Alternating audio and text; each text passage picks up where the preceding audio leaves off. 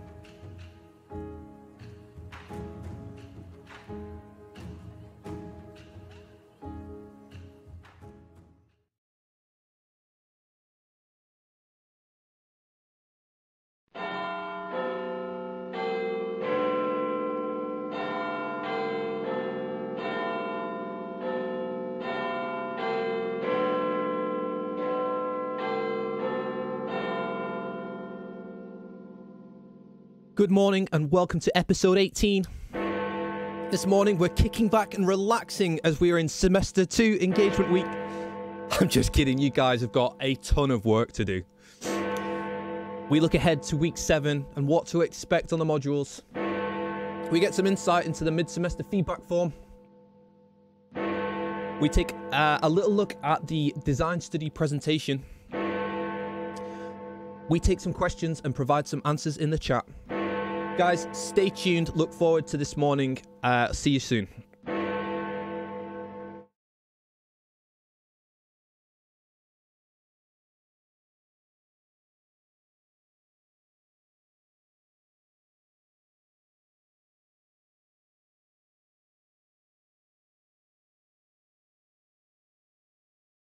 Guys, good morning and welcome to episode 18. I thought I'd just get comfortable on my news desk here because finally we're back in London with a great internet connection, with the nice cameras, with the studio, with my news desk, with 115 behind me. It's good to be back. It's a much more comfortable situation to be in than sitting in the corner of my bedroom. So first and foremost, who have we got with us this morning? First of all, the early bird catches the worm, I think is what Harry was going for in the chat. Good morning, Harry. You were the first person here. I believe you were at least 15 minutes early. I would question what you were doing with those 15 minutes, but welcome to the chat. Magdalena, Dakota, we've got Ted and Josh. Good morning, guys. Great to see you in the chat. I thought we were going to have an awkward one-on-one with just me and Harry, but it's good to see that there's more people out there. If there's anyone that hasn't said hello this morning, then please do say hello in the chat. I'm going to say now, guys, if you've got any questions that relate to modules, to relate to your dissertation, relate to any of the assessments that you're doing, get them lined up now so that when we get to the final chat at the end of the stream that you guys are ready to go. Obviously, I'll be having a look at the chat and seeing what you guys have got to say as we move through the stream this morning. So if there's anything that you've got questions on, then please let me know. Now, I've changed some settings on the stream this morning.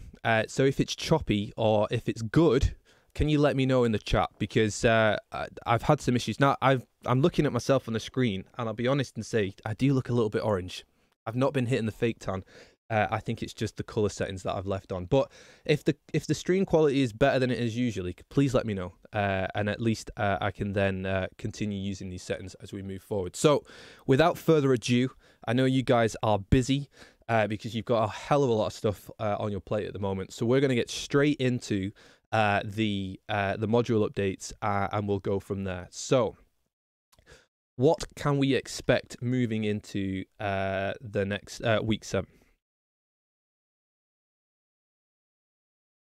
So we're going to kick off with Advanced Performance Nutrition, which is my module. Now, first and foremost, the thing that I would like to share with you, you will have seen the announcement on the Blackboard site, but we finally got some consensus on the module hand-in, the hand-in dates, sorry. So let me just get this up on my screen. I thought it was already open, but we'll do that now.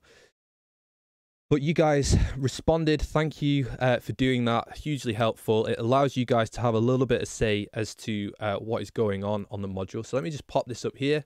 You can see if I just make myself big. Here we go. We can see here the general consensus is that the formative hand-in will be the 12th of March. So not next week, but the week after. 53% of you voted for that. I think we got 18 responses, which was more than enough by the Tuesday deadline that I asked for. The video exchange, the date is the 26th of March. If you are in a partnership that hasn't exchanged your video by that date, you need to get in touch with me straight away. So on the 25th of March, for example, if you haven't exchanged videos and you're concerned that your partner is not going to commit, you need to get in touch with me so that I can encourage people to make sure that they do that. Finally, the summative hand-in will be the 23rd of April. This is pretty late. I fear I might even get in trouble by student registry for it being this late, but that is a me problem and not a you problem. I offered that option, so we're going to go with it. So you guys have all agreed. There seems to be a general consensus. This was a bit Brexit in nature, but some of you, well, the other 47% of you suggested that the 6th of March may be a better date, but I do believe that clashes with your presentation. So those are the dates. It's a democracy. If you guys want to see the actual form, let me know. But that's what you guys voted for. So I just thought I'd share that before we move on, which is hugely helpful. So the other thing, I asked you guys if you could take the opportunity to, first of all, they've got the Postgraduate Teaching Evaluation Survey, which is the national level survey for all MSc programs across all universities. And I also asked for the mid-semester feedback form. Now, the PTS, this is not my module related, but it's kind of explains why I didn't put up an extra feedback form. But the PTSE survey, if you fill it in before, there's a date that I put on the actual announcement for this. I can't remember off the top of my head, but I think it's around about the 10th of March, something like that. If you fill in the PTSE, you get a £10 Amazon voucher. I mean, what a result. So if you take the opportunity to fill that in, you actually get something as a result of that. So worth doing. Takes about 15 minutes or so, but hugely beneficial for me, the teaching team, the university, to find out what you guys think. So do take the opportunity to do that. The other one is the mid-semester feedback form. But I've asked you for all this feedback, which is why I didn't put up a ketones feedback session. I'm probably not going to do it, but if you do have any specific questions regarding that particular lecture, then ask it now. I'll just pull me to one side and I can happily try and answer those questions as we move forward. Now, looking ahead to week 7, on Tuesday, you guys will have a lecture with Dr. Lindsay McNaughton. She's coming down from Stirling in Scotland. She works for the Scottish Institute of Sport as a performance nutritionist, and she's going to be looking at protein feeding. So there's 5 elements that she's going to touch upon. I'm not going to ruin the session for her. It's a great session. Lindsay's really engaging, super pragmatic, applied, and easy to talk to as well. So get yourselves to that session. Now, I've asked, and I'm just hesitant here, but I've asked for the design study presentations. We're going to come to this in a second, but I've asked for the design study presentations to be handed in by 1 o'clock on the Monday ahead of the session. The reason being is because some of the students, if you are being supervised by Sanjoy or Jane, you will actually be doing your presentations on the Tuesday morning for various different reasons. And as such, to make it fair, everyone will hand in on Monday at 1 p.m. You need to email it to your supervisor ahead of the session. Now, that will be a surprise to the part-time Year 2 students because I didn't copy over the announcement for the Blackboard site, but I will do that so you guys have got that information ahead of you. Now, the reason being as well is to stop people from not turning up to this session because you think that you've got to get your presentation ready for the day after. So for half of you, or a few of you at least, you will have already done your presentation before the session, so that's fine. But for the Wednesday guys, you will have already handed in your presentation. So it stops people from panicking and not turning up to this session because, again, she's flying 400, 500 miles to do this session for us. So it'd be really great to make sure that everyone turns up to this session. So I've just seen some responses in the chat. Dakota, it looks more 4D now than before. What's the 4th dimension? I'm terrified now. But hopefully, if it looks better, then that's fantastic. Great. Now, moving it on.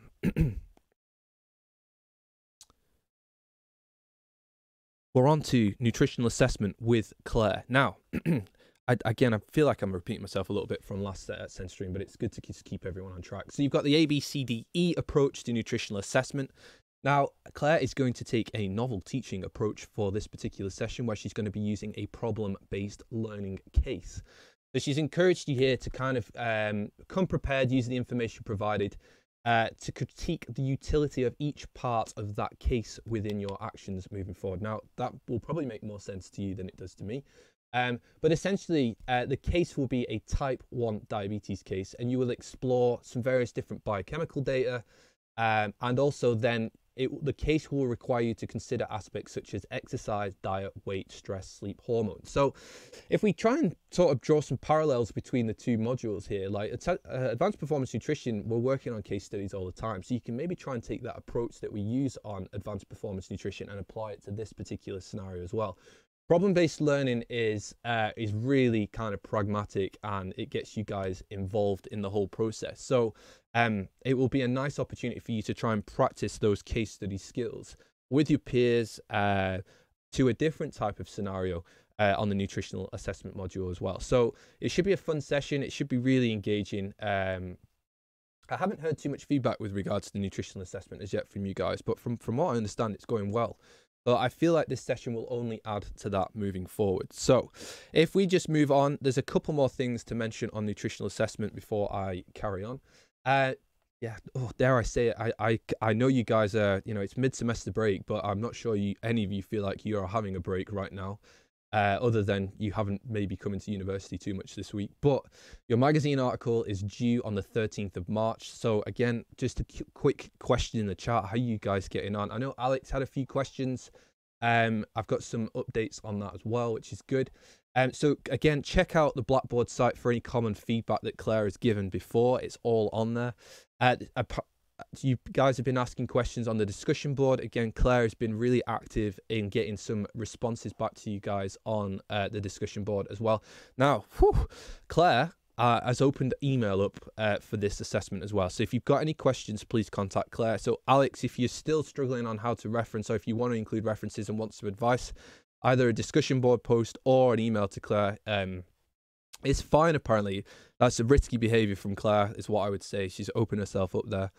So she's not doing one-to-one appointments, but she's advised lots of people by email already, so, and some on the discussion board. So if you've got any specific questions that are still outstanding, get in touch with Claire and see what she has to say. Excellent. Dakota, again, before we move on to the next module, Dakota's indicated that I look like a real person. I'm curious to know as to why I've not looked real before, but there we are. Thanks for the feedback, Dakota. If anyone else has any opinions on that front, give me a shout, and that's good to know. Right. Assessment of health and fitness with Jane. Okay, first of all, I bumped into Avoni in 408, the laboratory yesterday. I was putting some new kit away, and she was saying that she's had a really good response on her drop-in sessions. So that's the extra sessions that Jane and Avoni have organised for you guys to just get some hands-on experience with the kit. Because it's one thing to go into the labs and be taught about all of the different kit, but it's a whole entire other thing to actually have the opportunity to actually practice using it. So she was really positive about how you guys had engaged with the session. So really well done for doing that. And I'm really glad to see, or pleased to see, that the sessions are being seen as being useful. Again, if anyone's got any further things to add to that as to how they've used it, what benefit they see of that, then either add it to your mid-semester feedback form if you haven't had a chance to do that, or just let me know in the chat, because again, at least I can then see and get a bit of a handle as to how that's worked. So just the updates looking ahead to week 7. Let me just make this big so you guys can see it. So the next 2 weeks are completely lab focused, since you have 6 hours in the lab. So next week you have 3 hours to do a trial run of the client fitness testing session in your groups. This would be ahead of your actual client consultation session, where you get to do the testing on your client. So a nice kind of opportunity for you guys to work together as a team in your assessment team, determine which measurements that you're actually going to use, and then see how you can actually apply them. So good opportunity for you to do a little bit of troubleshooting, maybe consider the order of the assessments that you're going to do, and make it as slick as possible so that your participant or your client who's coming in has a positive experience, and also to ensure that your assessment, your different tests that you're going to do on the person don't actually influence one another. For example, if you did a VO2 max test before a lactate threshold assessment, if that was something you were planning on doing, is that going to affect the lactate threshold test? Well, yeah, probably it would. So excellent opportunity for you guys to get involved with your groups and then actually apply that to your clients. Again, I know you guys like this module because of the fact it's so pragmatic, it's so applied. So do take the opportunity to get into the labs and get involved in that session. Again, Jane is encouraging you to kind of look a little bit further ahead and start planning for your critical presentations. So it's worth 50% of your module mark. So it's worth investing a bit of effort and time into this one. So she's, again, a little bit of signposting for later on in the module, later on in the semester for this module. There will be some opportunities to do some presentation practice. Again, your research methods for health sciences 2 presentation is also a good opportunity for you to start maybe trying some different techniques, testing out some transitions, seeing how it's all going to work, how you want to communicate those different types of information in a presentation style. And again, formative, so there's no risk associated to it. You just get lots of feedback, which is excellent. So finally, Jane has just highlighted here that there's been no comments on the discussion board for this module. But if anyone's any thoughts, queries, or feedback, please feel free to post something, or you can contact Jane directly if you prefer. So do take the opportunities to get any clarification points from Jane if there's anything that you need. So again, no questions in the chat, no mention or follow up. So do let me know if there's any questions before we move on. So the final module to look at will be Research Methods for Health Sciences 2.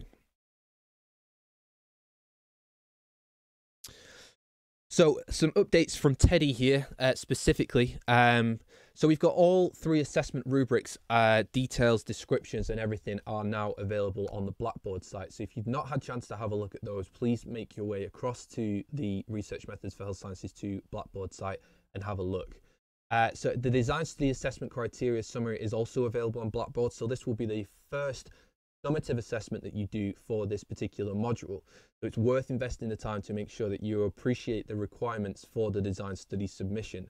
Again, the first port of contact that you would need to get any clarification points on that will probably be your supervisor. They will be in the best position to help inform how you can do as well as possible on that particular assessment. So do kind of project forward and just be aware that that particular assessment is looming on the horizon. Looking ahead to week 7, obviously you're going to be undertaking your design study presentations. Now, we're going to look at the schedule, and I've monstrously cocked up on my availability on this day. So I'm just going to sort of update you guys on what the situation is there. But design study presentations, if you are doing it on Tuesday, then your supervisor is either Sanjoy or Jane. Just check out the Blackboard announcement for that. If your supervisor is anybody else, you will be doing it on the Wednesday slot during the Research Methods for Health Sciences 2 session. Now, obviously, if you're presenting on the Tuesday slot, you can turn up to the corresponding session, but obviously you won't be presenting. Alternatively, you could take the opportunity to maybe prep some stuff. If you could work on your nutritional assessment, you could work on your nutritional assessment. News article. You could start working on your design study preparation for the actual hand-in. Whatever you choose to do that time is up to you. But you are welcome to come to the presentations and see what everybody else is doing as well. Ask them questions, give some feedback, all that kind of stuff. So finally, the final update on this module would be to start reading week 8 lectures using the recommended reading list on the module. So let's have a look at the actual timetable. I've had to make some pretty drastic revisions to this simply because I thought I was going to be available and in on this Wednesday, and unfortunately I am not because my son doesn't have any childcare for that day. So let's just deal with the Tuesday session first. I've shared this on Blackboard. It's not going to change. This is correct, and it is exactly how we're going on. So Ed is starting and kicking us off 9:45, early start with his session. And then we've got Dana, Angie, Evie, Magdalena, Dakota, Anna, Ben, and then Francesca and Victoria. Part-time year 2 students, you're working that day, you've made alternative arrangements, and that's fine. However, if you are presenting on the Wednesday session, this is what the timetable is currently looking like. So again, 10 o'clock start, slight alteration. Ted, you're the only guy that's affected here. You were originally going to be presenting at 11 o'clock. Sorry, these times, that should say 11:15. Let's just change that now.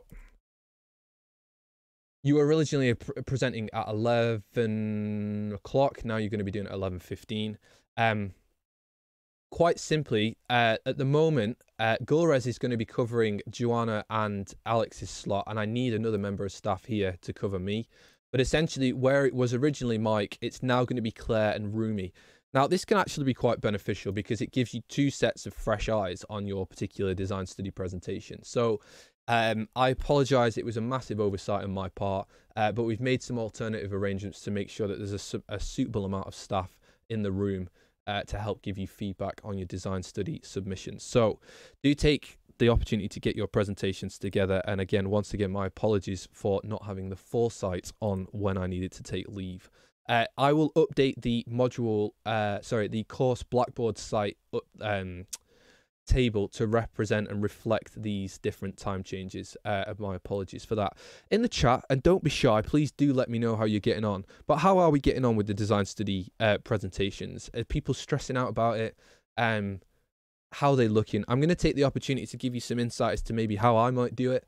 and use some examples of slides which are super basic but actually help to show you what direction you might want to go in for the presentation. So again, how are you guys getting on? Let me know in the chat as to how things are going with the design study presentation, and if so, sorry, I've just realized this wasn't very big, so let me make it big so you guys can actually see. Again, slight change of time. Where it used to say Mike, it now says Rumi and Claire. Again, my apologies for that, and I will update that as soon as we finish the stream today. Okay, apologies over. Let's move it on.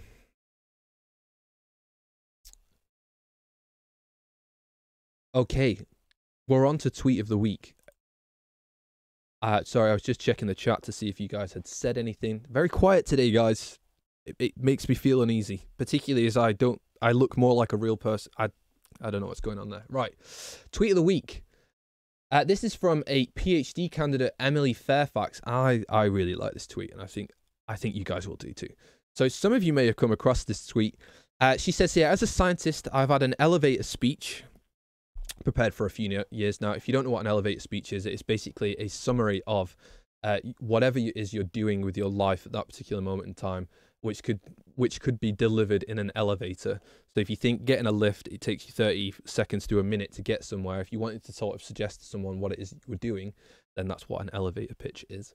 This year, I made an elevator video, and let me tell you, people enjoy seeing my research way more than just hearing about it. So what do beavers have to do with wildfires? Watch with sound and find out. So let's take a look. I thought this was pretty innovative. So let's have a quick look. Put this up here. Here she is. Here's the video. Now, we may be asking a bit much of my computer for this, but let's just take a quick look. So she's done a stop motion video of here's a beaver building a dam. And you can see now why are we watching beavers and dams and stuff like that? Basically, this is an opportunity for a scientist to first of all put some of their creative outlet somewhere, which I can sort of appreciate. But essentially, it gives you it's just a different way of you trying to communicate a particular idea. Now, your design study presentations are going to require you to do the same. It's going to require you to communicate an idea about your research, but in a way that everyone can understand it, particularly other students and maybe colleagues, as in tutors, who may not be immediately familiar with your exact research area. Now, I'm not suggesting that you all crack out the scissors and the felt and start cutting out images of beavers and such like, because obviously I don't think many of you are doing research on beavers, but that's fine. But it's just the general kind of principle and idea about the fact that, someone has taken a novel approach to communicating their ideas. Now, we didn't listen to it with sound on there because I wasn't quite sure how that was going to play out. But take the opportunity to go and check this video out and just use the general idea of this alternative way of communicating ideas in science. So yeah, do take the opportunity to have a look. It's something a bit fun, a bit silly. But again, look at the engagement level this person has got. Nearly 5,000 retweets and 14,000 likes. I was one of them. I liked this video because I thought it was excellent as someone who kind of appreciates novel ways of communicating things. It did make me think like how, oh, he's here again. It did make me wonder if I was to do a felt-based stop motion video as to what I would include in that video. I'm working on it is what I would say. So watch this space. You'll see me sat in the office with some scissors and a craft all around me. Ted, maybe you could do some form of cake, a science cake, which describes, delayed release polyphenols, something like that. Anyway, we're gonna politely move it on. So let's get rid of the beaver. Let's move it on to, I think we've got a continued professional development opportunity. Oh yeah, first of all, Dissertation Watch, keeping you on track. Did anyone take the opportunity to have a look at the Elsevier Research Academy, Unlock Your Research Potential? It would be good to find out if anyone did take the opportunity to do that. Whilst people think about whether they want to start typing their response to that question, let me just have a quick look at the chats.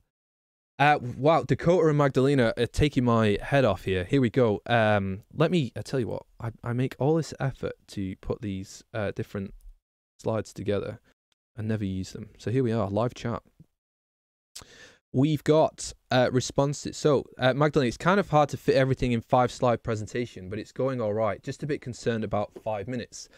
I think that is a concern that you are right to be concerned about. So I'm going to come back to some ideas around how you might structure your design study presentation to make those 5 slides and 5 minutes as effective as possible. Now, I did ask in the assessment in advanced performance nutrition as to whether people felt that 5 minutes was going to be long enough. Now, last year, students had 10 minutes, but due to increasing student numbers on certain courses, it's proved to be more challenging to do that this year. So I'm going to give you some advice and guidance as to where you might want to spend the majority of your time so you get the most amount of feedback that's actually going to enhance and improve your design study submission, but we'll come back to that. I also have a question concerning ethics part B. My supervisor told me that mostly everyone who will be working with people overall will have to do a part B. I thought that is only about under 18 disabilities, and if we are going to do blood tests, etc., I'm a little confused. Okay, let me help with that. When you go to the VRE, you will be presented with a checklist, and the checklist asks you various different questions. Now, I don't exactly know what your research question is, Magdalena, but what I would say is that if you are planning, one of the questions, which is where it catches most of us as sport and exercise nutritionists, well, there's 2 primary questions. One of those questions is, will you be doing prolonged physical activity that requires prolonged running on a treadmill, riding on a bike, or some form of resistance exercise that's beyond what would be considered normal for most everyday life? And the likelihood is if you're doing any form of exercise, you will have to click yes for that question. The second question that's presented in that checklist is to do with nutritional supplementation. And the question goes along the lines of, are you providing a food substance or nutritional supplement which is outwith of the normal ranges that someone would expect to consume on a day-to-day basis? Now, if you're supplementing someone with something like 5 milligrams per kilo of caffeine, you could argue that that is outwith of the range of what is considered normal of habitual caffeine consumption, because 5 milligrams per kilo is a pretty decent dose of caffeine. So you would have to click yes for that. Similarly, if you're asking someone to consume a supplement that they're not already consuming, something like beta-alanine or a polyphenol capsule, prebiotic, something along those lines, you're going to have to click yes to that question. Now, part B is not necessarily yes, it's more intensive, but it's not the end of the world. Similarly, you might actually want to then take a step back from your research design and think, well, actually, I'd like to avoid doing anything that's too intensive on the ethical considerations front and maybe tone back your research design. I probably wouldn't go that route. I'd just seek a little bit of additional advice from your supervisor or me. I'm more than happy to advise students on ethics, just because I've got a little bit of niche expertise in ethical applications. But yeah, feel free to kind of get a little bit more advice from me, your supervisor, as to what it means to do a Part B ethics form. But you can also be proactive in that. Get yourself on the virtual research environment, the VRE. Start an ethics application and start doing the checklist, and then you can start to see, well, what different components of Part B do I actually need to complete? So hopefully that will clear that up for you. Do let me know if that has helped, Magdalena, in the chat. So yeah, it's not just related to under 18s disabilities or those unable to consent. It's more about the intensity of the different measures that you're going to be using. So if max exercise or any form of exercise and nutritional supplementation are 2 things that get caught into the Part B ethics. But I can help provide documents or guidance, example applications to help keep you on track if that's helpful.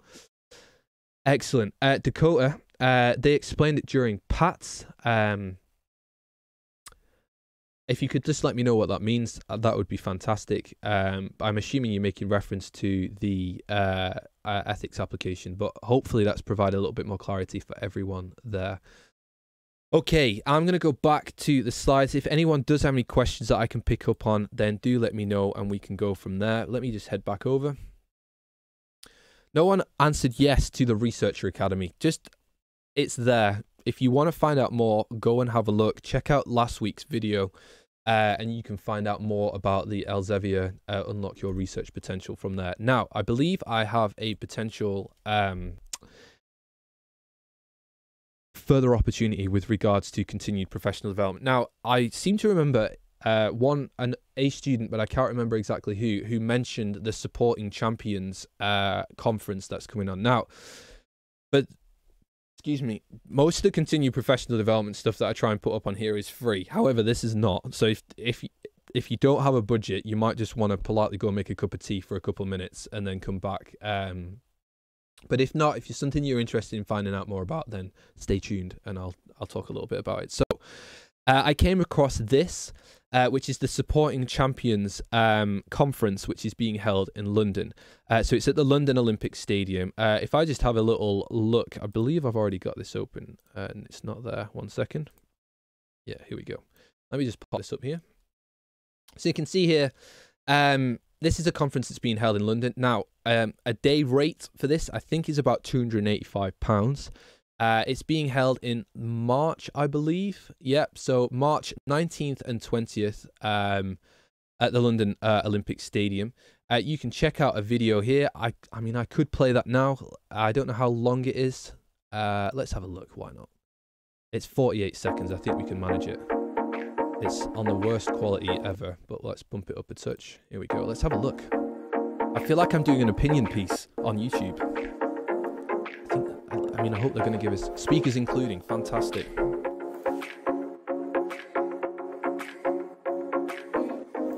There's some pretty tasty names here. Head of Human Performance, excellent. 2 days of performance focus, 14 world-leading speakers, 200 plus performance-focused professionals, networking and collaboration sessions, value-added event. Here's a man with a Nike shirt, some lapels. Stay well hydrated. Inspiring insights, fantastic. Questions, collaborative focus. Up your game, fantastic. That was excellent, guys. There we go. Anyway, I'm being a little bit obtuse, but you can have a look on the website here. Oh, it's going again. Let's make it stop. Stop. Excellent. Yeah, you can take the opportunity to just have a little look at that. Let's have a look at the program since it's here. Here's an outline program. Yeah, there's a way more. I came across a tweet, which I might make reference to in a second, but why am I telling you about this? It's a high performance environment type conference, which will give you the opportunity to find out if you want to work in a high performance environment, or you want to find out more about how to create a high performance environment, then you can take the opportunity to go to this conference and find out more about that. Now, I don't know if anyone is planning on going to this. I believe, Vicky, I seem to remember you mentioning something about this as to the fact that you were going to attend it. It is pricey. I'm not going to hold back on that. So if you've got a spare bit of cash knocking about, it might be an option for you. If not, not to worry. I suspect they'll have a conference hashtag where you can get some little bit of insight from there on Twitter if you have a Twitter account. So if you're interested, check it out, look it up, get yourselves across there if you have the budget to do that, and then you can find out more about the conference from there. So I've just clicked on that link again, which is infuriating. Let's just bin that off. Excellent. Okay, arrow keys, perfect. Dissertation watch, keeping you on track. Again, we're going to come back to this now because I mentioned about the design study stuff. Now,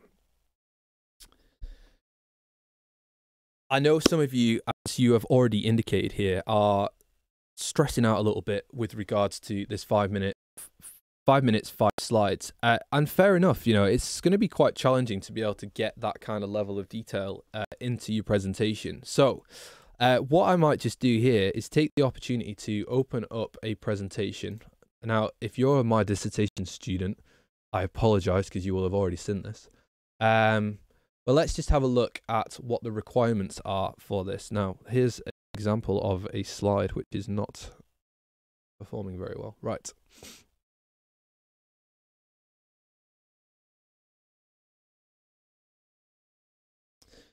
Now, let me just get this big. Okay, so let's just fast forward a little bit because I've got some. This is a screen grab, as you can see here, from the design study document, as in the guidance documents for what to include. Now, if we just have a little flick through, there's quite a lot of stuff that is being asked of you here, and which makes it challenging. So my advice, as I said to some of my dissertation students already, is that you probably want to get your title and your aims, hypothesis and objectives on the first slide of the 5. Get it out the way and it's done. So everyone's very clear from the offset, this is what your title is, this is what we're going to be expecting, and the general aim of the research and the hypothesis and the objectives moving forwards. You may want to put this after here. You may just want to have a title and a straight into your background and rationale. That's absolutely fine. There's no reason why you couldn't do that. Now, when we think about your background and rationale, you probably want to commit an entire single slide to this. But you don't want it to look like this, where there's super text everywhere. Now, once you do your reading for your particular research question, there's going to be 1 or 2 studies that really stand out to you, that really pin down why it is your study should be done. Now, that could be 2, it could be 3 studies, but nevertheless, there's going to be some key findings from those studies which are really going to inform why it is you need to do this particular project.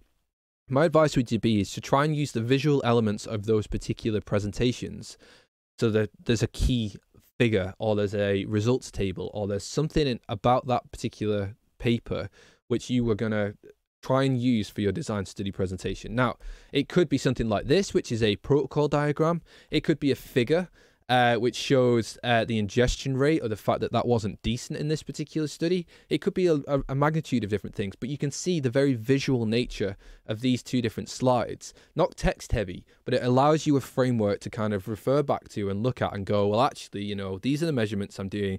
Here's the protocol that I'm going to undertake, and these are the different time points I'm going to take those things. Whatever it is, but the visual nature of this particular layout is going to be key for you guys, because you don't want to be bogged down by reading off lots of text from the slides. It's not an engaging way of doing a particular presentation, and it results in you default into just looking at the slides, reading off the slide, and not engaging with the audience. So try and avoid that where possible.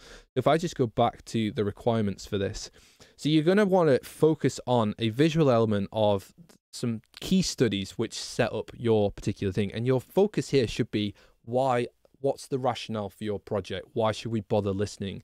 What's the gap that you're trying to fill? And obviously that then would either, you've already set that up by the fact that you've either laid out your aims and your hypothesis and your objectives, or you start with your background and rationale, which leads into why your project is worth doing. Now, that's either 1 or 2 slides, depending on how you want to lay it out, but probably 2. So we've got 3 to go.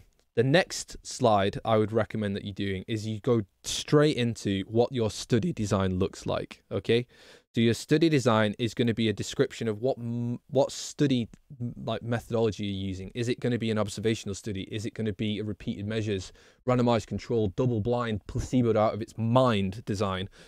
Whatever it's going to be, you want to make that explicit and upfront, so that thing it doesn't necessarily have to be written on the slide. The likelihood is you should be able to remember what your design study is, but then some way of visually representing what that could look like. Now, I've given some examples up here. So this is a bit big, is what I would say, but it's very clear. This study takes 4 weeks.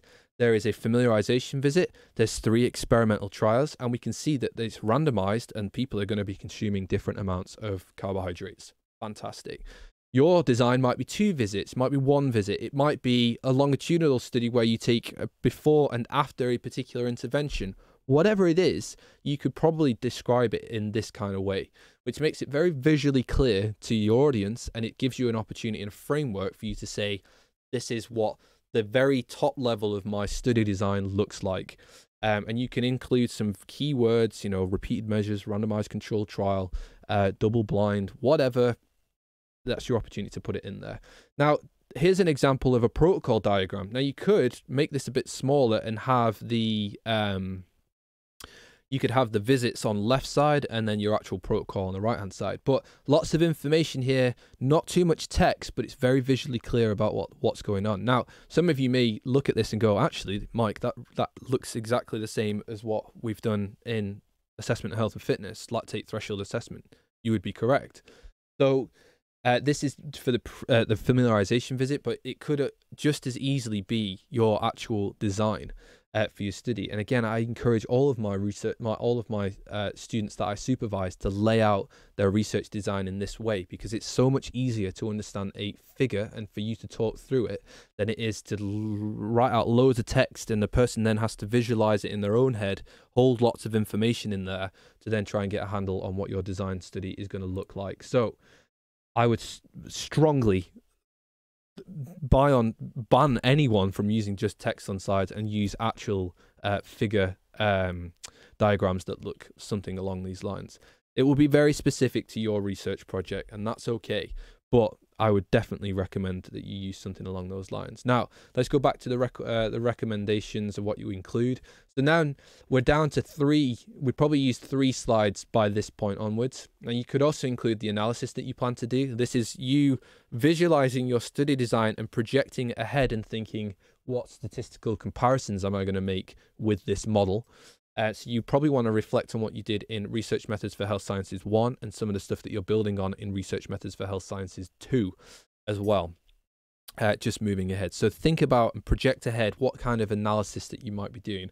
And if you're not sure, say at this stage, I'm not quite sure what the analysis is that I'm going to use. However, I've been thinking about using potentially this model, this model, whatever it is. So you can go from there. Now, logistics, resources, you might talk about the labs that you want to use, but if I'm honest, it's probably not going to influence your design study submission that much by including that sort of stuff. So it might be specific, it might not.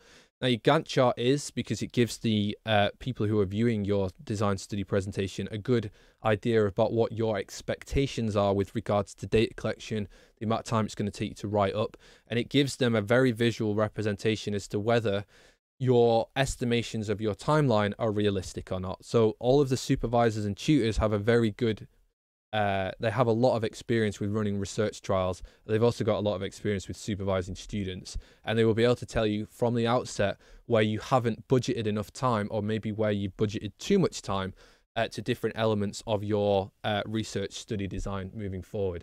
So the Gantt chart's going to be important. You're probably going to want to commit a slide to that. Which brings you up to 4 slides. There's also a section, which I think I've missed off somewhere. Yeah, health, safety, ethical considerations. Please make a nod to that somewhere. It might be its own slide depending on how heavy the ethical considerations are. But that would probably drop you into 5 slides, with your last slide being something along the lines of the Gantt chart. I believe you've been given a slide format and a template to use. Fantastic, use it. Don't use anything else if you've been asked to use a specific slide template. That's quite common.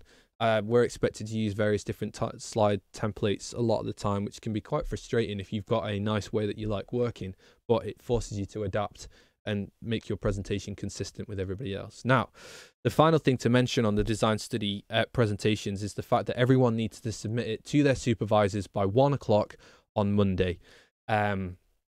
Now, again, like if you look at these slides here, they're pretty basic. Like, yeah, there's insert line, the actual content of them, but these are all text boxes, shapes, and all the rest of it. It doesn't need to be super, super polished and finished. It just needs to represent what it is you're doing. This is just text boxes and lines, but it exactly demonstrates exactly what I'm doing.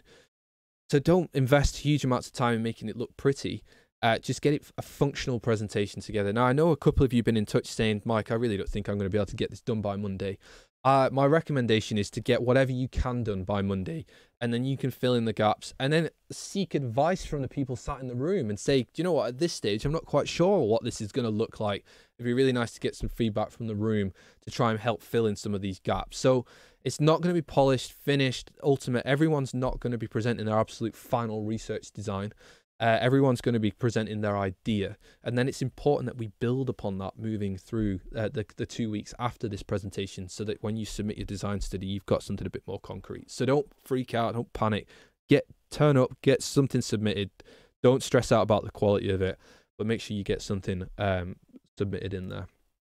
If anyone has any questions with regards to that, then please let me know, and I can try and answer them as we move forward. So I am going to move it on though. There's a couple more bits that I want to just finish up before we end the stream today. Okay, yeah. So, not dissertation watch. we're going to move on to the mid-semester feedback form. Now, I've taken the opportunity to just keep this open in the background so you guys can have a look. So, just to remind you, there are 27 people enrolled on the MSc for Sport and Exercise Nutrition across the full-time, part-time year 1, part-time year 2. The response rate has been pretty bad, is what I would say.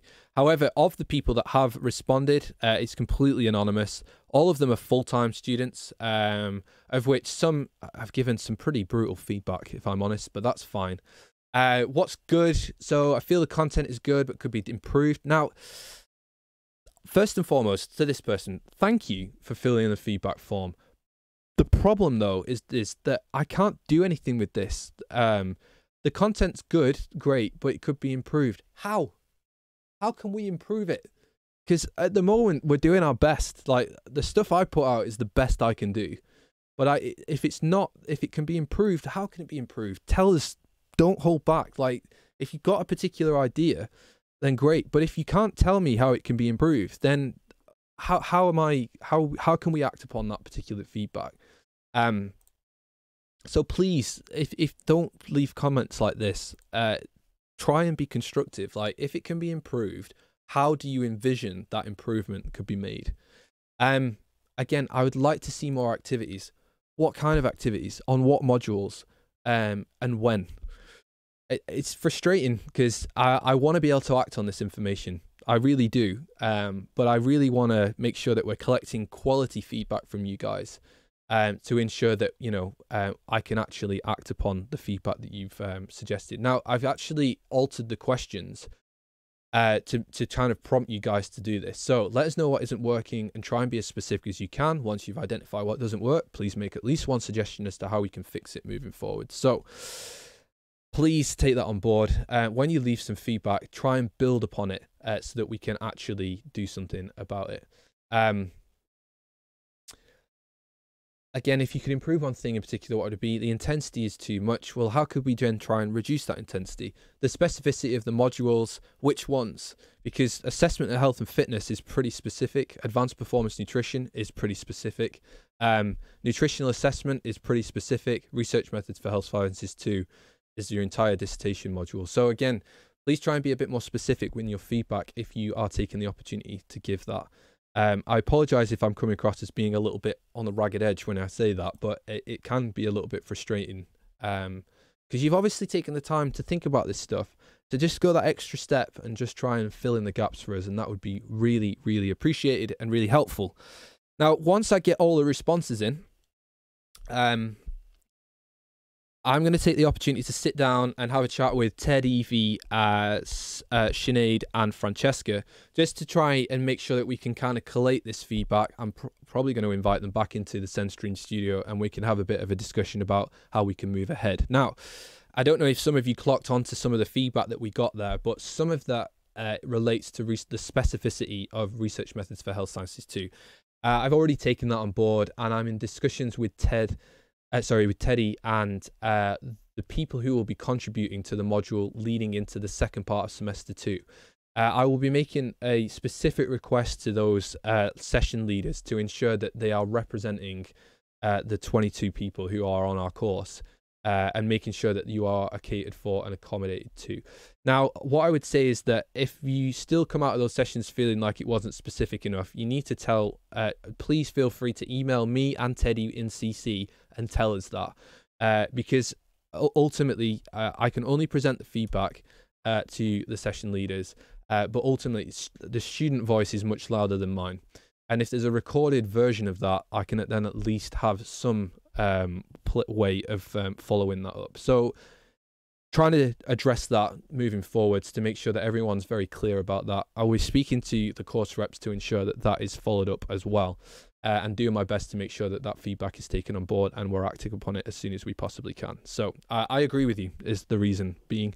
I do think those sessions could be a bit more specific. So take the opportunity to fill in the feedback form, try and give some examples where it's appropriate, and then we can go from there.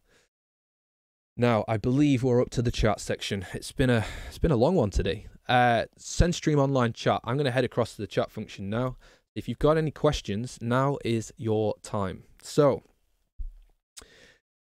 Magdalena, one more question. Does a Gantt chart count as a slide? Because in presentation template, it's the end as the sixth one. I'll be honest and say I haven't actually seen the template that you guys are using. I'm curious to know whether they're using the title slide, whether that's not considered a slide, and then it's actually the 5 slides after that, which would be considered the 5th. Whatever the template is, use that. I'll be honest and say I don't think the supervisors, particularly for the SEN anyway, are going to be that concerned as to whether it's 5 or 6 slides. It's not something that anyone is going to lose any sleep over.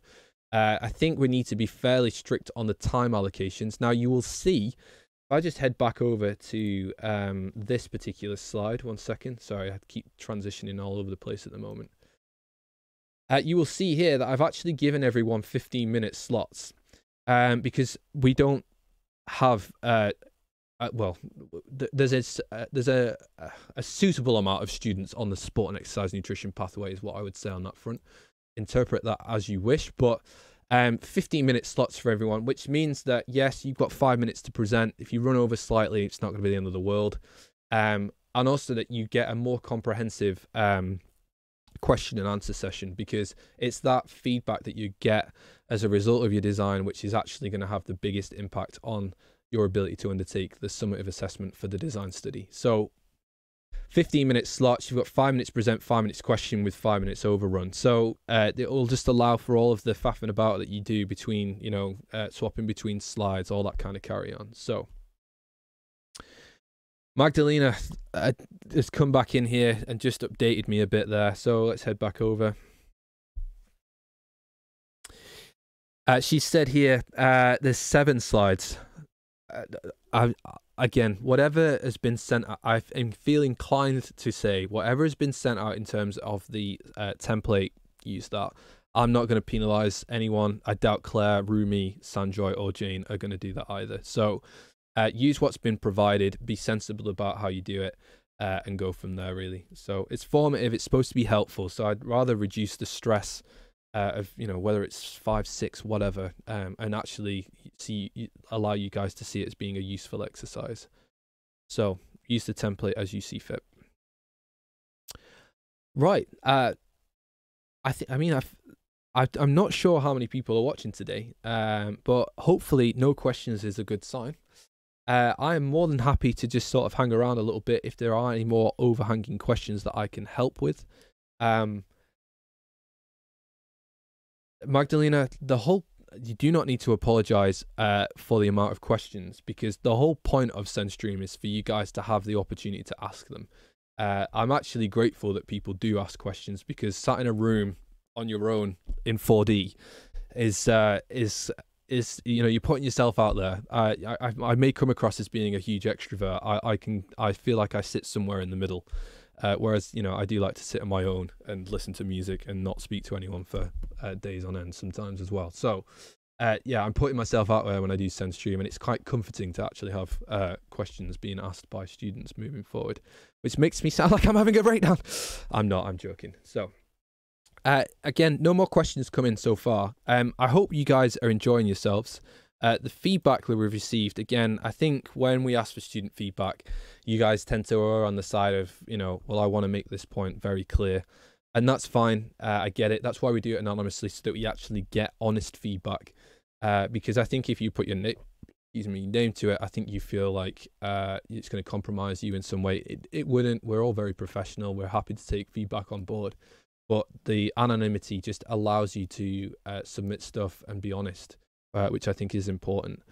So yeah, just again, if you've got spare sort of 5-10 minutes just to give us a bit of feedback as to how the course is going, we can then try and implement those things. So for example, 4 of you consistently said the specificity for research methods for health sciences 2 isn't good enough. I'm already acting on that now. Again, if you guys didn't say those things, I probably wouldn't follow it up. So again, just be rest assured that if you do take the time to try and take the feedback form or fill it in, I'll try my best to make sure that those things are followed up. Again, I'll be speaking with the course reps to try and get a kind of collaborative sort of summative, this is what the general cohort. If you don't want to fill out the form but you want to tell Ted, Evie, Francesca and Sinead directly, fine. knock yourselves out. And I can then at least follow up that feedback with those with the course reps moving forward. So I'm prattling on just to see if any more questions come in, but I am probably going to call it a day there, guys. So thank you very much for watching once again. It's been a pretty long one today. Apologize if that's taken up too much time, but hopefully you found it useful. There's some nice things to follow up with there. Tweet of the week, continue professional development, getting on with your study design, the module updates as well. So thank you very much for watching once again. I look forward to seeing you all next Tuesday for Advanced Performance Nutrition if you're taking that module. Good luck with your design study presentations in my absence. They will be panoptoed, so my students and anyone who is in those sessions are I will take the opportunity to watch them afterwards. Have a great weekend. Take it easy, and I will see you next week. Thanks very much, guys.